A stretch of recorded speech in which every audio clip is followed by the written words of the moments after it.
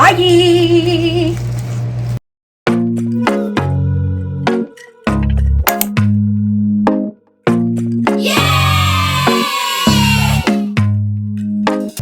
guys! So, yes, kung nanonood kayo sa aking channel, sabi ko sa inyo, after the vlog, I will show to you my fall video. Mga bagay na pinamili ko sa 5 Reals shop. So, if you have been watching my channel, alam nyo na problematic ako sa aking balikbayan box na sobrang laki kasi hindi ko alam kung anong ilalagay ko sa loob kasi malaki yung box at ayaw ko nang gumastos kasi pag uwi ko ng Pinas, gastos ulit. So, doble yung gastos. So, ayaw ko na sanang gumastos ulit. Pero, dahil OFW tayo, sige na lang, go, go, go. Pumunta kami ulit dun sa 5 Real store na malapit lang kila Ernestine kasi wala, yun lang. Natin guys, huwag na tayo magpatumpik-tumpik pa. Ito ang mga binimili ko sa 5 Real shop. Gusto kong gumawa ng thumbnail pero mabigat na. Ganito na lang. 5 Real! Wow! So first things first, bumili ako ng para sa sarili ko dun sa chocolate section. It's always good to buy there. Hindi ako bumili ng mga chocolates for the business kasi nga sa nabanggit ko dun sa isang vlog ko, nawawalan na ako ng gana magbabenta ng chocolates kasi parang hindi na siya hinahanap-hanap ng mga tao dun sa city namin. So, you know what? If you don't want it, fine. So, bumili ako ng Bounty na paborito ko na ayaw ng maraming tao, including Ernestine. Kadiri daw, guys. So, bumili ako ng Wow Wheel na chocolate bar in the flavor Mlezgizlana. This is from Poland. That's why hindi natin siya maintindihan. Bumili din ako ng Wow Wheel chocolate bar in the flavor Herbatnikowa. Laban kayo dyan. And last, Wow Wheel in the flavor Miod Malina. Plano ko sanang bumili ng chocolates para kila mama, pero sabi ko sa sarili ko, sa ano na lang, sa maleta ko na lang, yung chocolates nila mama. Kasi nga, pag ipapabox ko, malulusaw lang din. And then, Milka Oreo Brownie. Maraming may gusto nito guys sa online shop ko, pero hindi ko nire-restock kasi mabilis siyang malusaw. And yung Milka na triple chocolate, and then yung Milka na Chips Ahoy. Kung tatanungin niyo ako, sa iyo ba yan lahat? Kaya pala yung ngipin mo sumasakit. Wow. Hindi ko naman to siya uubusin guys ng isang buwan. Sana nga hindi ko siya maubos ng isang buwan. Kasi kung naubos ko yan ng isang buwan, everything I will do for the vlog. Ang bigat ko na. Narinig niyo? Mabigat kasi siya. No joke. Oh, these are pasalubong. Bumili ako ng Romatella na palaman cream chocolate with hazelnut. So, these are all pasalubong na try ko na to dati. Almost like, hindi siya ganun kagaya sa Nutella, but pwede na siya na palaman parang Nutella na rin. Ang arte ng part niya, Nutella. Maarte yung Nutella. Like, Nutella. Sampo. Kaya pala halos dismantol ang kamay ko. Kasi 10 siya. So, bumili tayo ng 10 niyan. And then, isa pang chicken joy. Oh, these things are business. Yeah. These are business-related things. Kaya okay lang na madismantol ang ating mga kamay.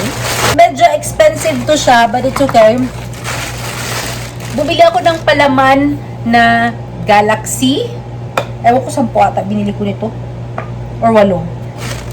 Then, bumili ako ng palaman na Twix. Bumili din ako ng palaman na Mars chocolate. At bumili ako ng palaman na Maltesers. So, sobrang nagustuhan ko siya guys kasi ang ganda ng packaging niya. Tapos, ang napaka-elegant ng packaging niya. So, for the price, di ko na ipapakita sa inyo yung price guys, ha? Kasi ibebenta ko siya. So, for the price na meron siya, pak na, bomba na. So, ito, business to siya. Actually, ito yung nagpamahal nung nung total ko. Kasi hindi siya 5 reals. But that's right. That's life. Okay, next is, this is my breakfast tomorrow. Burger and cookie. Breakfast ko yan bukas ng umaga. Ito, mabigat din to. Ito siya pasalubong na to. Ako, gusto ba pala? Sige, laban na natin ta. Wala akong apron. Hindi ko nahanap yung apron guys kasi nagmamadali na talaga kami. Pero bumili ako ng pang-bake kasi nga meron kami oven Ay, nakalimutan. Next time. There's still a next time. Kailangan ko bumili ng mga parang ganyan-ganyan pang bake din. Kasi meron na, you know what? Sa Philippines na lang ako bibili. Pero bumili ako ng ganito, pang oven. Sabi ni Ernestine, yellow sana yung gusto ko. Aesthetic daw. Pero tama naman siya kasi yung bahay na pinapagawa namin, ang tawag ni mama sa bahay is white house. So, white siya. Tama din naman na ito kinuha ko para mag-match siya. White din kasi yung oven na nabili namin. So, perfect din pala ang bili ko na white. Ito siya guys, pinag-iisipan ko pa. Kasi, ay, ano ba to? Ay, doble-doble binili ko. Okay, bumili ako ng candies for work. Kasi, isasama ko kayo one day sa work ko. Pag around alas 12 na kasi guys, hypoglycemia na ako. Meaning, nakakain ng brain ko yung glucose ko sa pag-iisip.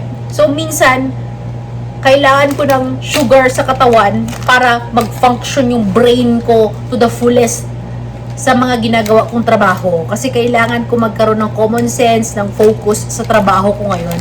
So, with that being said, bumili ako ng candies. Na hindi ko ina-expect na dalawa pala yung binili ko. Bumili ako ng baby candy and mama candy.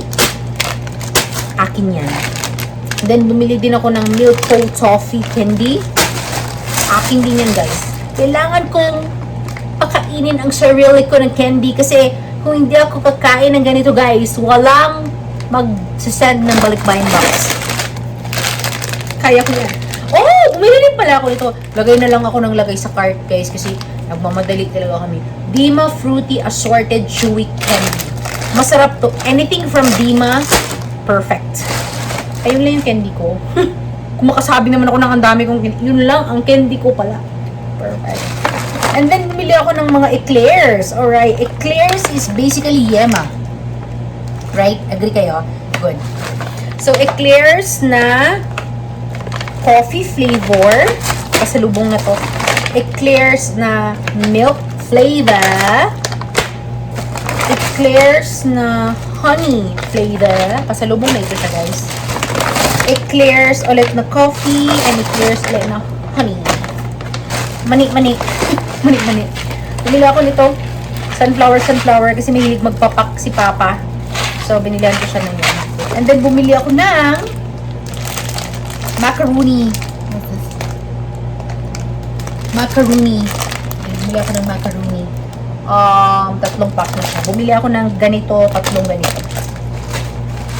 1, 2, and 3 packs. And last but not the least, bumili din ako ng Dima na cake. Masarap daw ito, sabi ni Ernestine. Kaya, binili ko. Kasi sabi ni Ernestine, masarap ito. And, ang goal ko kasi kanina guys, maghanap ako ng bulky things. So, that's good. Balik ko na siya agad guys ha, para hindi maguluhan ng life. Ang inalis ko lang yung mga candy. Because the candies are mine. The candies are mine. Okay, we're almost done. Konti lang naman. Konti lang. Tapos inabot ng 7,000. Bakit? Bakit? World. And the last but not the least na sobrang bigat din. Oh, akin to sa office ko guys. Ang plano ko, bumili ng ganito guys na color yellow. Kasi yellow is my favorite color. Yellow is my favorite color. So, I have 2 hands, the left and the right. So, lalagyan ng mga ballpen ko sa aking trabaho. I-office tour ko kayo pag ready na yung office ko. Okay, office tour. As if naman may office ako. Wala akong office. Desk tour. So, bumili lang ako nito. Duct tape first and then top. Sa top niya is scotch tape. Active Fresh na toilet cleaner. That's nice. We need toilet cleaner. Ito, binili ko to guys para sa bahay namin na pinapagawa. I don't know. Something from Saudi Arabia. Because it's yellow. I don't know. Pwede din siyang trophy. I would like to thank my mother and father for making me. Ito siya. Sabi ni Ernestine, mabango daw. Pero most of the things that I got sa sabon are from Savannah Onana. So, bumili ako ng Savannah na pink. 2. Rose Blossom and Berries. Oh! Bango ah. Yellow in the scent mango. Oh, yung isa, anyway. Dalawang Savannah din. Wild lavender. Yan ang buhay ng OFW. Buti kinalkal ko, pero mapala kung akin dito. Savannah na white. Cotton flower. Ay, bongga ka.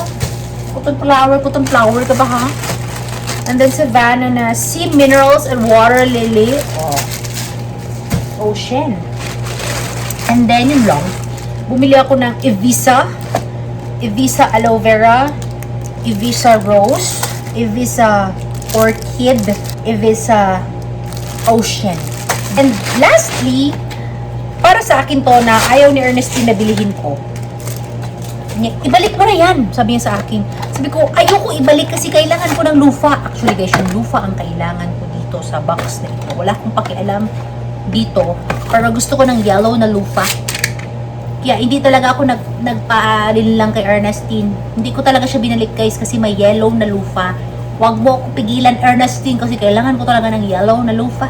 So may yellow na lufa na ako. Meron pa akong free na body wash na amoy. Tingnan natin anong amoy guys. Sabi niya dito, honey and lemon for skin awakening. Oh, that's nice. So, yeah. Those are the things that I got sa 5 Reals shop guys. And then since gumagawa na lang din ako ng haul video, papakita ko na lang din sa inyo yung mga bagay na na-check out ko sa noon. Pero si Ernestine yung pina-receive ko. Kasi ayoko na mag-receive dito guys. Kasi wala akong swerte. Wala akong swerte na mag-receive ng package. Yung ibang nag-order, dinideliver dito. Pero sa akin, for some reason, wala akong swerte na mag-receive ng package guys. Kasi hindi nila i-deliver sa akin. So, salamat kay Ernestine. Siyang nag-check out ng 3 orders na ito na super duper kailang. Super duper talaga. Kasi sa morning shift ko guys, minsan gusto kong, ayaw ko sana mag-rice. Kasi pag pumapasok ako sa duty, yung manggagamot ko, may dalang breakfast. May dalang breakfast para sa amin. Para sa akin. Ako lang pala. Sarili ko lang. Then, minsan gusto ko lang magtinapay. Kaso nga, wala kaming toaster. Yung tinapay ko guys, nilalagay ko sa freezer. Para hindi siya agad-agad mag-mold. So, wala kaming pampainit ng something. Kaya bumili ako. Hindi ako bumili ng toaster, pero bumili ako ng griller na ginagamit ko before nung nandun ako sa old work ko. Actually, yung ganito ko nandun sa bahay sa Pinas. Tapos, sakto nag-sale siya guys. Kaya, binili ko siya ulit. So, proven and tested ko na to kasi ito yung ginagamit ko before. So, basically, ganyan siya. Tapos, dito mo ilalagay yung iyong tinapay and madali siya mag-init. So, may toasted bread na ako. Then, the next thing, bumili ako ng sapatos ko, guys. Kasi maarte ako. So, from the brand Ginger, bumili ako ng white shoes ko. But of course, there's a twist. There's a twist. White shoes with yellow accent. But of course,